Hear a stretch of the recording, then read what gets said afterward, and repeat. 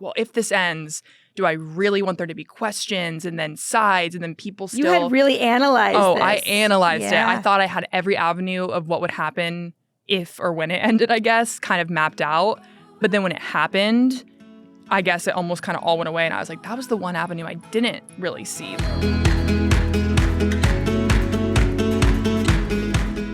Hey everyone, welcome back to another episode of UnCoupling, where we talk about breakups, but more importantly, moving through them with self-empowerment. This week, we have Ellie Thumann on the program. Hello. She is a model, a YouTuber, and I'm going to make sure I get this right. She's a mental health advocate, but she was named Sports Illustrated's Rookie for 2023 Swimsuit Edition. I think the swimsuit edition is like the extra fancy version of Sports Illustrated. And she also started a YouTube at 13 years old and now has 2 million subscribers on YouTube and continues to partner with brands and nonprofits to support emotional well-being initiatives. You just did that amazing. You make me sound so Almost. special. Well, I'm like, well, initiatives. So wait, you started modeling before YouTube, because I thought she started on YouTube. Yeah. But you've now sandwiched it. Yeah, it's funny. I've always kind of been around the modeling world because my mom, she's from Ohio and she got scouted out of there to do just like modeling work throughout Arizona and kind of the West Coast. So it was something I always just kind of knew about. It was like really in my family. And then I would just do little things with her on like the news or be in the newspaper back like years ago when I was like 4 or 5. With her. And so that was kind of like its own little thing on the side for me, which was just fun. But I think it definitely got me more comfortable being on camera and kind of having that interest to put myself out there. And so when I was 13, I started filming YouTube videos. And then here we are. Do you remember your first video? Oh, yes. Unfortunately, I do. It was 10 facts about me when I was 12, actually, March of 2014. And it's still up. I decide every day I go back and forth if I should take it down. Private it or not. How many of those 10 things are still the same about you? I don't think any of them. They were some of the most strange. I was just I was very strange. So when I look at it too, they weren't even like cute little facts. It was just like, what am I saying? Like one of them was like, I love throw pillows. Like what? Well, you just connected with every girl in at least the southern states of the United States of America. There we go. That's why you live in Charleston now. Is your there love it is, for throw pillows. My love for throw pillows. So you have no more pillows, no more throw pillows in your bed. Not as many, maybe 1 or 2, but there was a time I was a little obsessed. I also blame my mom for that because she was very crafty. And so my channel started very like crafty and doing DIYs with her. And then as I got older, started talking more about the mental health and things that had always kind of been there, but, didn't really show online. So that those first 10 facts had nothing to do with boys or breakups. That was not on your radar. Those were not.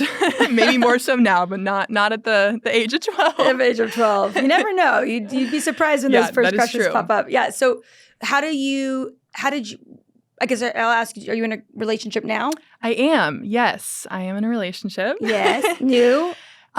This year, new. It was, we started dating officially in February, and it truly did just kind of come out of nowhere after a long year of just kind of trying to force things. And was that coming off of a breakup over a year ago? It was, yes. Okay. So I have only ever been through one breakup. The big breakup. And it was, I think the reason it also hit me so hard was because I grew up doing the YouTube and I went to online school at such a young age. It was like my first heartbreak was almost kind of delayed. Like there's no real time for it. But I guess like my friends, my sister, people that had already gone through it, went through it when they were, 15, 16, maybe 17.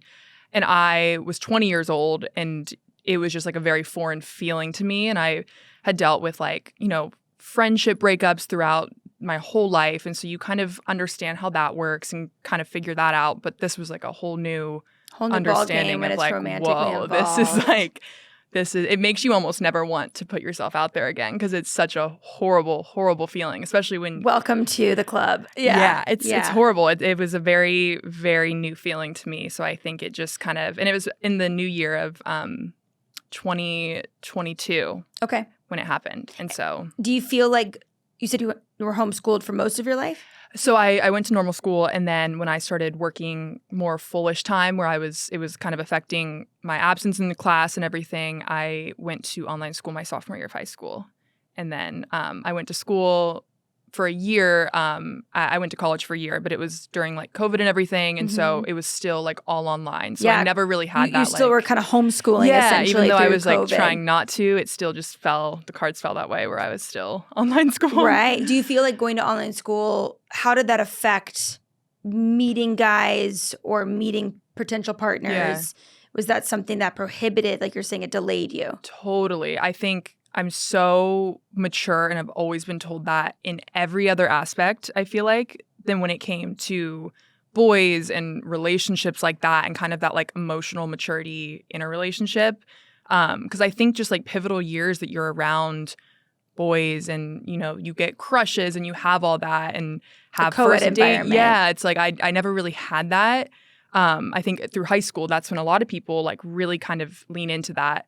My sister being like the perfect story of one that, you know, went to high school, had the boyfriend, had the first heartbreak, then went to school, met the new boyfriend, and kind of like just stuff like that. So that's kind of what I always was around. And so my experience was just so different, traveling so much and really just leaning into like my friendships. I've always been a huge friendship person, but I think I put a lot of my attachment into like girlfriends at a really young age and my mom and my sister from just kind of doing the online school and isolating. So I think it definitely made me feel very on the outside with boys and never really comfortable with that or really know how to navigate that, especially in college. Because then I kind of went there with the idea of like, maybe I'll find someone here and get the normal story that so many people around me had. But then it was like same thing, right? Back into online. There was so much restriction as to what you could do, how to meet people. So it was still that same kind of cycle for me of just I don't virtual. know if I'm ever going to find someone. Did you feel like you met anyone through YouTube, being a face of YouTube and amassing such a big following and subscribership? Some of the first guys, I guess, that I had maybe like hung out with were, I guess, in the same kind of pattern with like social media stuff. They were the also same space. YouTubers? Yeah, TikTokers? And I think I learned after like the first time I kind of tried to experience that on like a first date, I was like, this is not for me. What happened?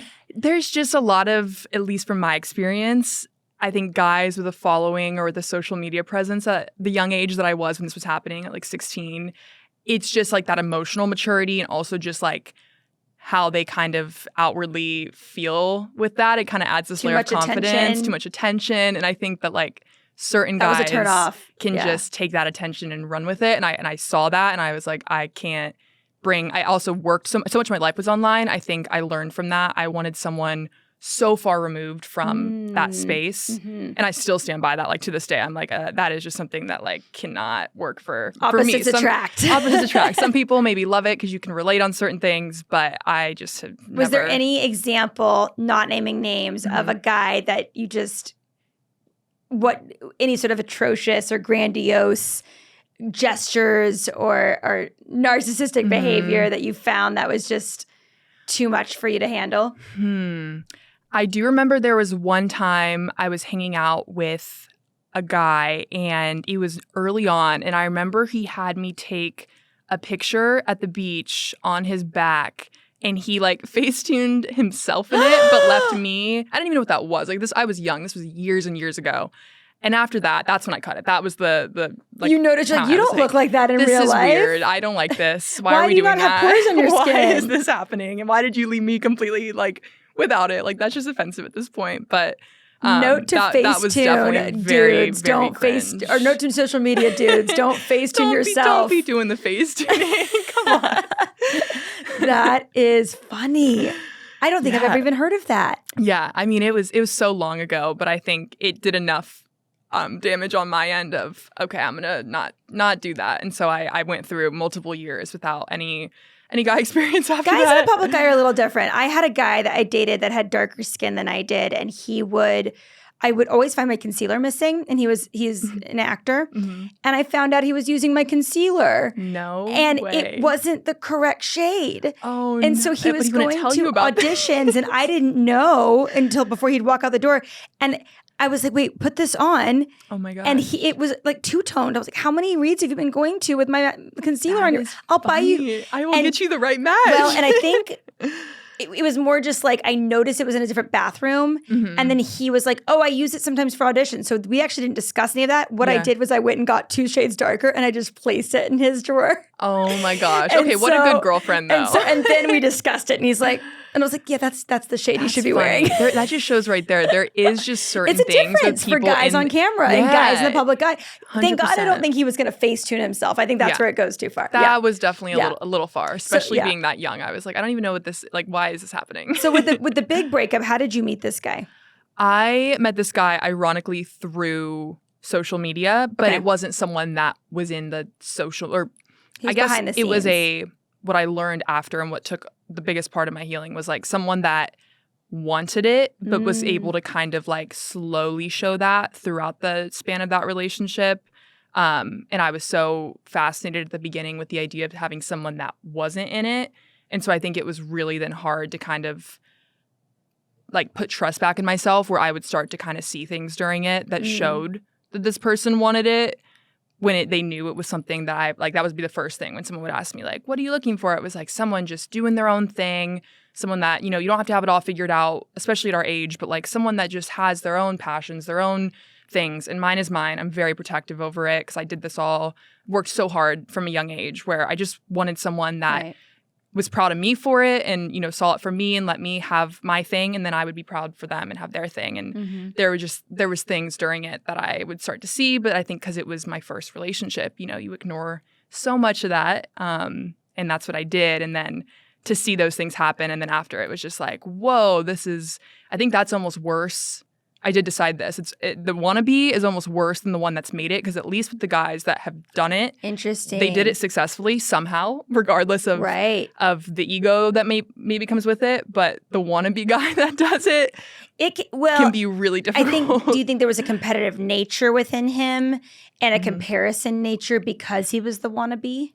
I think so. I think there was always looking back a layer of wanting it and being fascinated by maybe some of my opportunities it was a private relationship. I think that's also important to know. I knew early on it was one that I didn't feel comfortable sharing because I was putting on YouTube or putting on Instagram. I always knew, especially through meeting him from online, I was like, there's enough interest in him maybe that if this was something online, there would be so much that would come with that. And you didn't want the pressure. Yeah, I don't want the pressure because I've had the pressure with friendships online or just different things you show online that then in the natural span of like growing up, things or friendships or situations that, fade and you're doing your own thing. And there's so much that comes with that of like when you're already going through something, then having people come at you. And so I was already looking ahead. I'm very like a pessimistic person too. So even going into that relationship before it began, I was like, well, if this ends, do I really want there to be questions and then sides and then people still— You had really analyzed this. I analyzed it. I thought I had every avenue of what would happen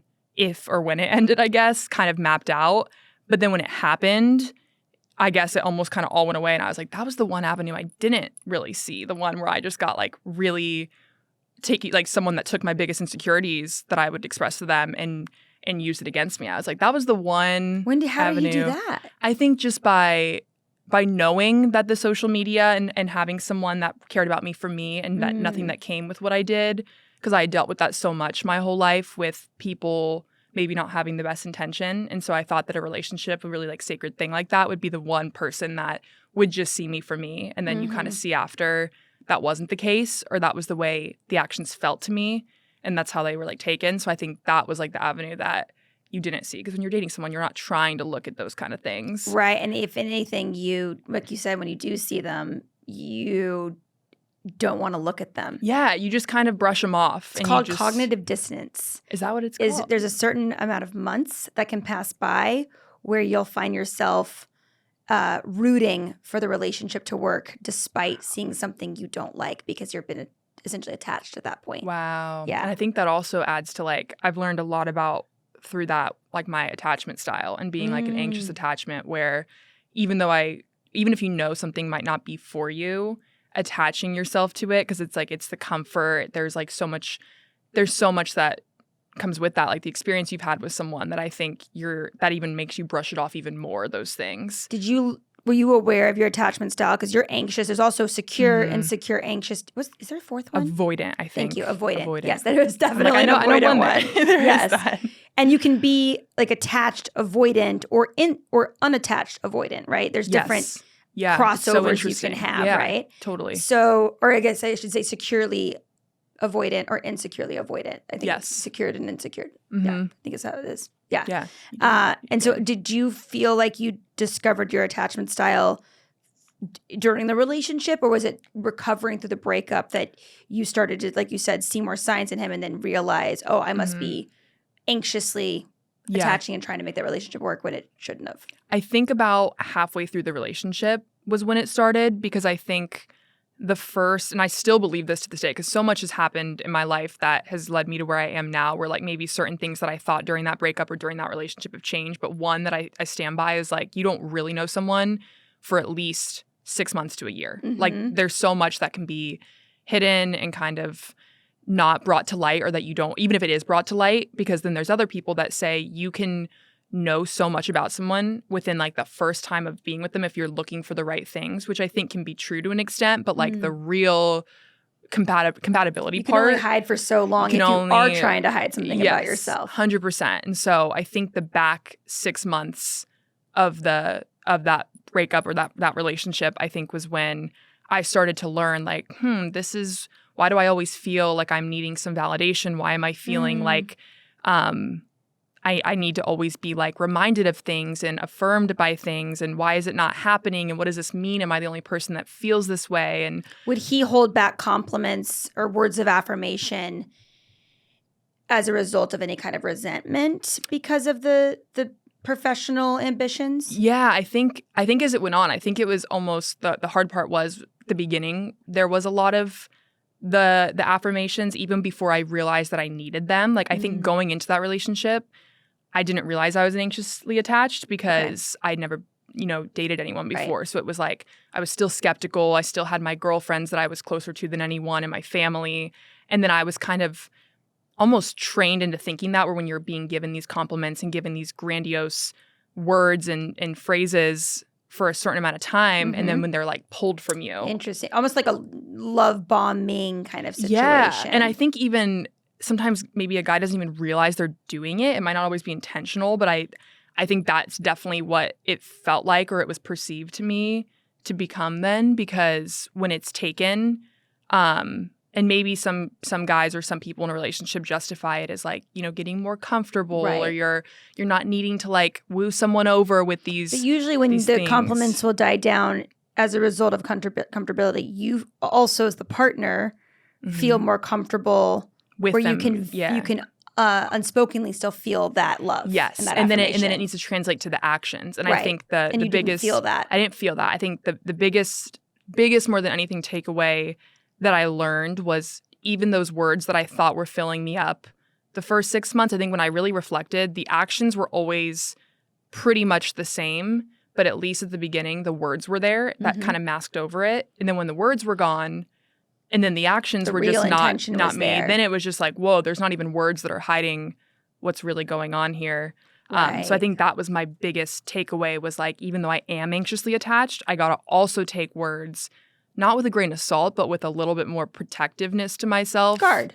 Yeah. Well, I think you have to earn each other's affection.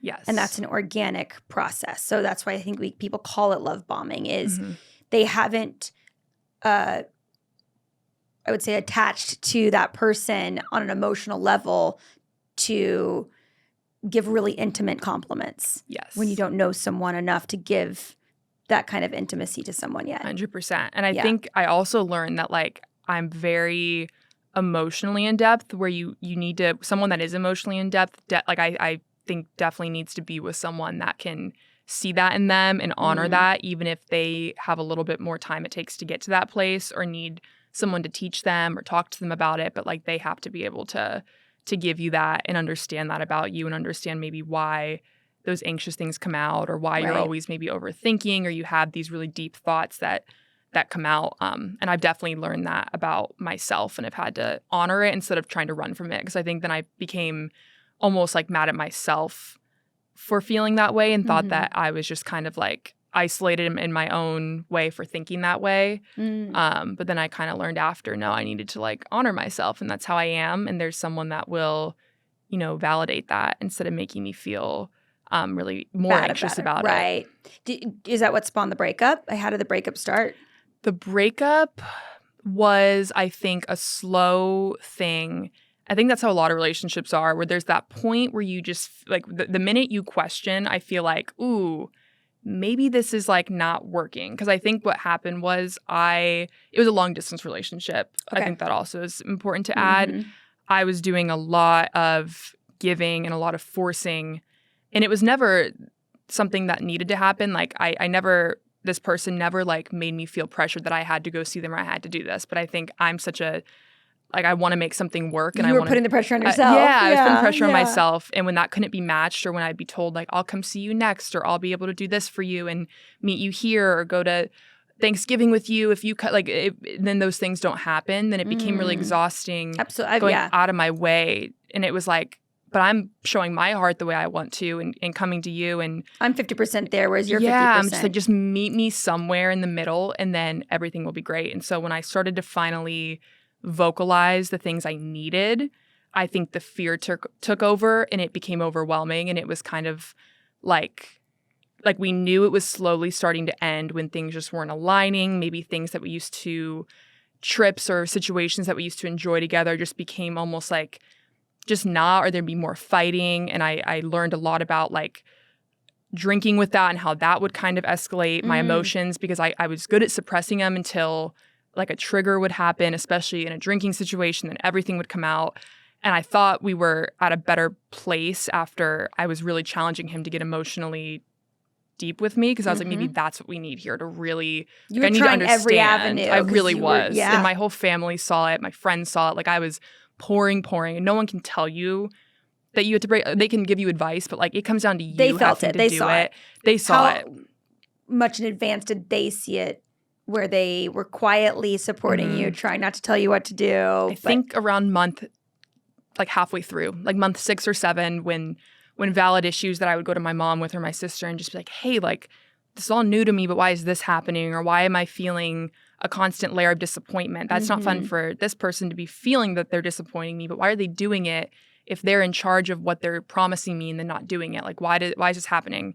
And why are my boundaries being broken in situations with other girls, or just whatever it was? There was just no boundary. Like, my boundaries weren't being understood. That then made me mad at myself, and then I took it all on myself.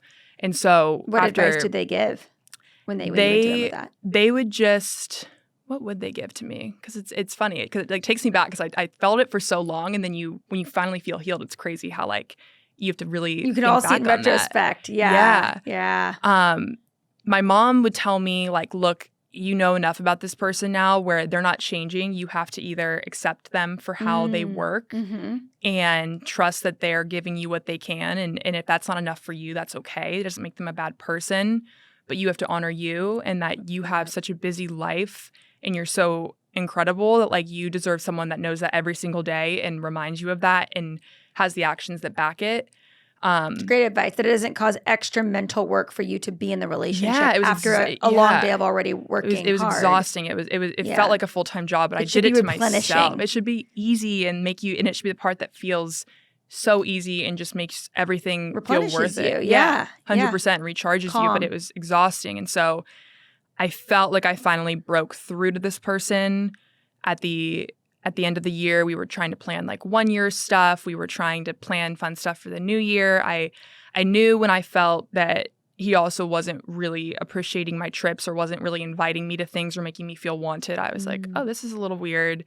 We ended up having a really, really bad New Year. Ended with me, like, alone in like a bar crying. It's just very like, strange that New Year's I was broken up with right after a New Year's. Really? And so there's something about New Year's. I don't know what, I think there's, like, pressure that it's supposed to be romantic and fun, and then when it's not, you're just like, damn. And I'm also, like, a hopeless romantic with that stuff, where I read the books and watch the movies, where it's like, it was my first year with, like, a boyfriend for New Year's. And then I'm like, why am I literally crying here in a bathroom? And I remember, did he break up with you on New Year's? So what happened was, I basically initiated a breakup November of that year, before all of that, Yep. after I had just had enough of the promises that weren't happening. And I didn't like feeling that he felt, because I think some guys too, it's like when you're coming at them, the most frustrating thing is then when they're like, their defense is like, I'm just not enough. I can't give you what you need. Like, this makes me just mad at myself. But it's like, then don't do it. Like, if you want to be enough for me, then just like, do it. I'm giving you the peace. At least I'm telling you how to do it. He had a lot of internal conflicts with himself of so much. knowing he wasn't showing up, but then mad at himself he wasn't showing up. And then reflecting that onto me, where then you want to nurture them and be like, no, but it's okay. But it's like, it's not okay. But ultimately there's just, and it's okay if there's an emotional lag of I would call it maturity, because he's just not enough of a whole person in his own thinking. I think things also can stunt someone on how deep they're allowed to get. And I think there was maybe a lot that stunted some of that emotional connection. And so I try to break up. I never said the words, but I remember I didn't even know what it meant to break up or how to do it, but it was like an unspoken taking me to the airport. We both kind of knew. I wasn't happy. I'd been crying the whole trip. And then to go back to the long distance. And then so I think I tried to say bye and like do it at the airport, but then it was like, this is horrible. Like, I'm saying bye now, and it's and you didn't like, finish the breakup. You tried to, but didn't mention the word breakup. But then I was like, and then we're texting in the airport, and then my anxious attachment comes in, and then it's like the like reality of it floods away, and then you're like, but this person, and I love them, and they're so comforting to me. And then it was like, no, I don't want this. And I think that moment gave him, to me, the power, like how it felt was the power of like, whoa, like I still want to be, like I tried the breakup, but it didn't work. So I wanted to be with him. Wrongfully told you at the time you thought it meant that it was a good thing, that, I do want to be with him. Yes. Right. And that can be really confusing. Yeah. It can be so, and I hate to break it to people. I don't know if that gets easier with age. Yeah. That it's good that you experienced it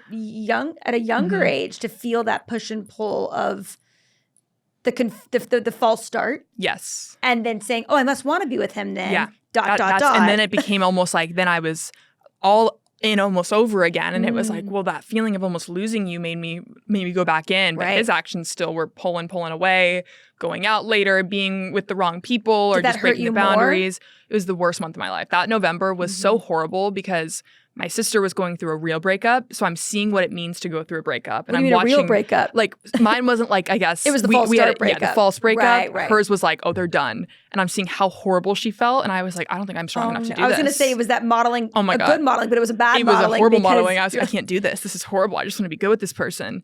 And so I went through the rest of that year, just that fake positivity of, you know what, I'm going to let them show up as they are. I'm not going to ask for anything. I'm not going to have my boundaries met. I'm just going to let them be. Did you still feel empty as a result of that? Still felt empty, but it was like a internal empty.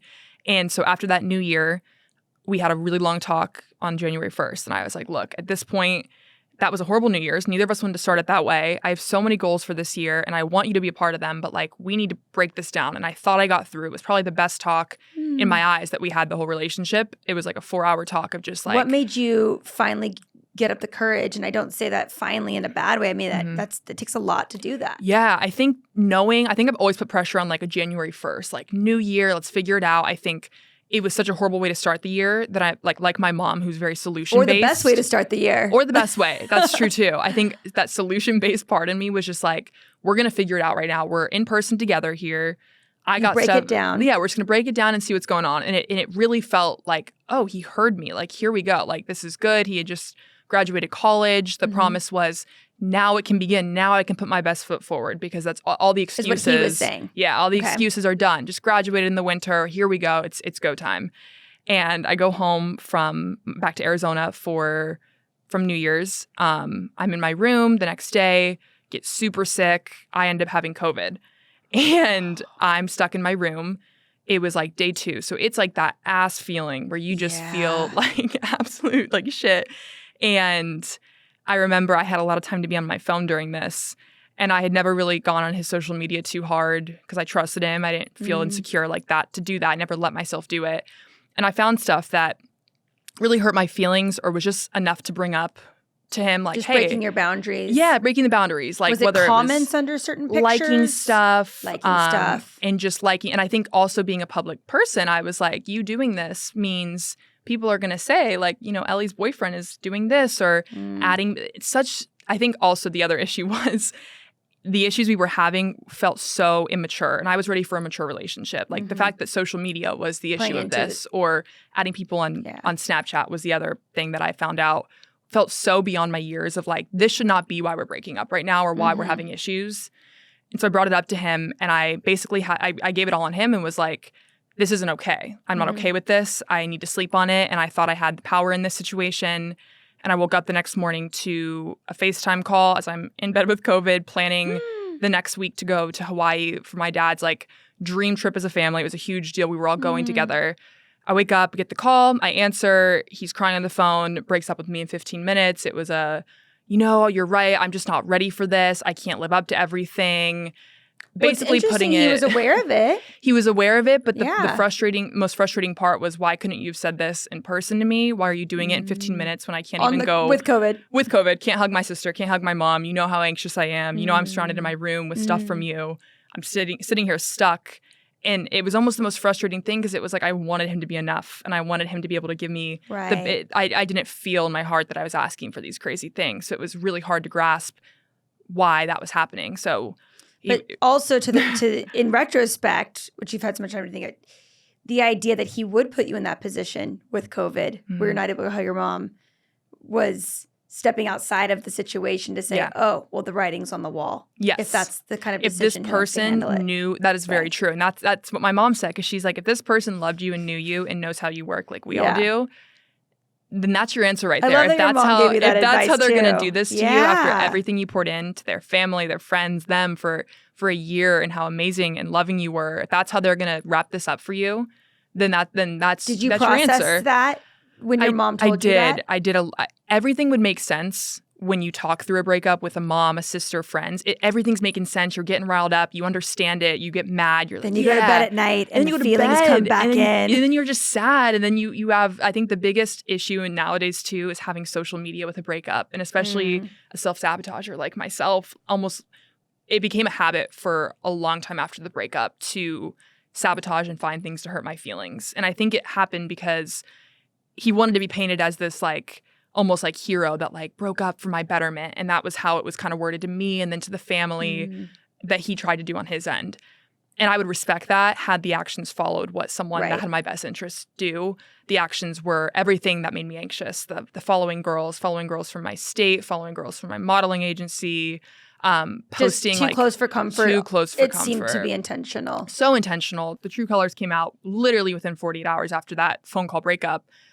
Posting like fake brand deals. More? Fake brand deals? What fake brand deals? Yeah, there was a lot of questionable stuff that was happening. Morally, yeah. Just like what is like fake like brands that would like send him a t-shirt, and it was like, use my code, and it was just like, what? Like, this is my livelihood. How could you mock this? And people I thought were my friends and his family that I loved commenting like, yeah, the influencer lifestyle, just mocking me. And I was like, why am I the bad guy in this story? Like, I didn't do anything. Initially, it's going to hurt and that's going to be a punch. But did you rise at like, I made this was the best thing that could have ever happened to me. How long was that ball to turn? The big moment, because there was a lot of self-sabotage and a lot of hurt that happened for months.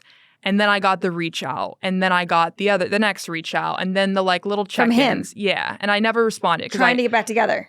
What I said when I was seeing these hurtful things, probably the first 2 months where it really stung, I would be so angry and want to send something or do something, but I kept it offline. I never talked bad. I never did anything to draw negativity his way, never called him out for these things. To play into the very thing that you didn't like him doing. The only thing that brought me peace, and I would say it every night, I would say his punishment is my silence forever. You will never, ever speak to me again. And I've stood by that, and I stand by it. It's not even his punishment.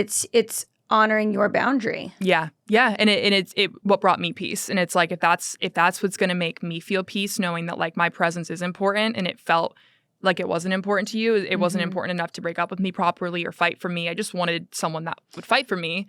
I think my presence is so much more worth that. And so now the treatment isn't even my anger and my emotions. It's just silence. It's a protection, rightfully so. Do you feel like obviously your mom played a huge part in that? Yes. Was it your sister, your friends that also? My sister played, if not equally or more, a part because she was with me on the day in and day out. The number one cheerleader and doing on the front revenge line. tactics with me and going, Ellie, you don't need to do this, or like just all of that. To step back from the revenge tactics. Yes, because I tried it and it didn't make me feel good. I thought that going out and drinking and meeting new people, none of it made me feel good. And I think that the biggest moment for me, I think I had a lot of moments. There'd be moments at maybe month 6 of like, this was for the better, or month 8, like, yeah, I'm feeling good. I understand why this happened. I don't regret that this happened. I wish it happened differently, but I'm glad it happened. But I think the moment that it all came together was honestly the beginning of this year. And that's what's so crazy when I met my now relationship, because I really think I needed to fully feel that just like, wow, this truly happened for me and not to me. And I genuinely felt it, because I told myself that all year, but you would still have those moments. But the moment I didn't even there was no question asked in my head. And then I ran into this person in person. So that's the other funny thing, being with someone that was so far from me. I'm talking the most random city like that you could imagine to making it out of sight, out of mind, an easy thing. Yes, that was the most easy thing for me, because I was like, I'll never see him again. I'm good. And then I ran into him in my hometown, which I was like, why are you here? But that was a whole other thing. But seeing that and having not even like, there was no feeling beginning of this year of like, wow, I miss you, or wow, I want to say hi to you. It was more just like, whoa. You just saw the strangers of why are you in my city? Yeah, it was just like seeing a stranger. And it was disconnected from the emotion of the relationship. Yeah, it was the craziest thing. And that showed right there, like someone that still means something to me, I will feel something. Like if I'm just feeling numb, like we're good here. And then right after that, I was hanging out actually with my now boyfriend, and he brought me so much peace after. I told him, he took it well. He's let me learn a lot. Because there's still a lot that, you can act all 100% understood with something. But I think until you're in the next relationship, sometimes even more triggers or things that you have to work through come up. See things play out. And you have to be with someone that's okay with that and can talk you through it to a degree and validate why you feel that way. And I've definitely gotten that. And it's like now looking 2 years past that, like what felt like teenage first love heartbreak, I'm like, I feel so much more clear-headed, and I don't have the anger. I don't have anything. It's like I did the forgiving. I'm like, I forgive you. I'm actually grateful you did it. You're stronger coming out of it. That's so much the stronger. best part about a breakup. Yeah. And now it's like if you can get through that, then it makes me feel like I can get through anything, because it felt in the moment like it was the hardest thing that could happen. So I feel. So what would you say the biggest thing you learned out of the relationship? I think I learned how I work in a relationship. I learned that I will go to any end to make something work, and that I'm very, very loyal to a fault where even times you shouldn't be. It's hard to say goodbye. It's so difficult. And knowing when you've tried enough is a really hard point to pinpoint. Yeah, because when you're someone like me who there never feels like an enough point with anything, with my career, with when growing up with sports, it was like I was always doing the absolute most. And so seeing that then happen in a relationship where I think I just learned to appreciate that I was the good. A lot of special moments that I would talk about in that relationship were moments from me, or that I created, or I planned, or I did. You realized it was you. It wasn't him. Yeah, and it made me like have this weird thing of like falling in love with like myself in a relationship, because I never had a reason to do that. And so I think I learned that, and to also the big lesson of like nothing bad that happens is happening to me. It is happening for me, and it might take a year to figure that out. It might take even longer than that, but I have to live that way, because it gives me so much peace, even with minor things that happen throughout the year that you don't have to do with breakups, but like just anything that happens. It's like there's some reason it's happening. It's happening for me. Did you come into a mental health advocacy space from that relationship, or was it something that you had built prior to the relationship that strengthened after this relationship? I think I always talked about anxiety and that kind of aspect of mental health before the relationship. And then I think after having to figure out, okay, I have this platform, I show my life daily, if not weekly, on YouTube and on Instagram. I can't even get out of bed. How am I supposed to do my job? I had work waiting for me. It's the new year. You have stuff lined up, exciting things. So anxiety, and right after that breakup in January, was what was keeping you in bed. It was the worst, most crippling. I thought I had experienced the crippling anxiety, but that took it to a whole other level. Was it crying, depression naps? Like, how did it come out in you? Depression naps, needing, like, I couldn't be alone. I couldn't eat. That was my biggest thing. Like, I just couldn't eat. And it was heartbreaking for my family, because then I had to go on that Hawaii trip. And that whole time was the most heartbreaking thing. And I just remember, like, I'm not very good at the emotion thing in front of my family or in front of people. Like, maybe a couple people, like, individually I can finally, like, cry to or let known. But, like, being in front of my family and crying in my dad's arms and just being like, why is this happening to me? In a weird way, that brought your family closer. Oh, it did. And will always remember that that trip and how they had to literally pick me up out of bed every day. Like, it was so crippling. So in a weird way, maybe the vacation is exactly what you needed. Yeah, I actually made a series about it when I was in Hawaii, and it was called Healing in Hawaii. And I filmed. I actually ended up extending my trip for like 3-4 weeks past that, and I stayed there. And one of my best friends, she lived on another island, and so I flew over to her. I got an Airbnb close by, and it was one of the best months for me because I took a break from a lot of work, but I filmed myself just journaling, and I walked about 10 miles a day because I'm a very big pacer when I'm anxious. I'm always pacing, always eating and walking in circles in my kitchen. And that took it to a whole other degree, just being on this beautiful island and being able to just walk and in circles and explore the beach and these beautiful areas. And I bought a pair of headphones that I called my therapy headphones. And I had a whole new love and meaning for Taylor Swift. That, like, got me through the breakup, like, hands down. And I would just walk and journal, and I figured out so much about myself. And I was able to bring that online. And to this day, I still get DMs all the time or messages about how those videos, they go back to that and it helps them. That's a huge mental advocacy push into like an anxiety handbook, essentially. Yeah, and I never even realized when I was in it that it was doing that, because for me, it was just like, it was the only thing. It's like I wanted to produce something and continue with my job. That was the only thing I could, because anytime I'd turn on the camera, I would cry. So I was like, you know what, we're either going to lean into this and make this a learning thing that I'll look back at and be so grateful for, and the right person will sit there with me and watch this and understand even more about me through this, which I've gotten, thankfully. But in the moment, it's all I could do. And it's been the biggest blessing. And that's where I'm so grateful I had that. And it will always be there. And yeah. Have you and your boyfriend sat down with your anxiety? I call it the anxiety handbook, but Healing in Hawaii is a much better title. That was probably like week 3 of hanging out. I was like, we gotta see this, because this is a big part of me and my career. And I want you to see this. What's the first thing he said about it? I remember it made him really sad to see me cry like that. I remember on our first date, he ironically played my biggest breakup song without realizing it. He put on Taylor Swift, and I was like, whoa, this is crazy. You've just foreshadowed our next segment, which would be the lightning round, where I ask you a breakup song. Oh, so we'll keep that for a surprise.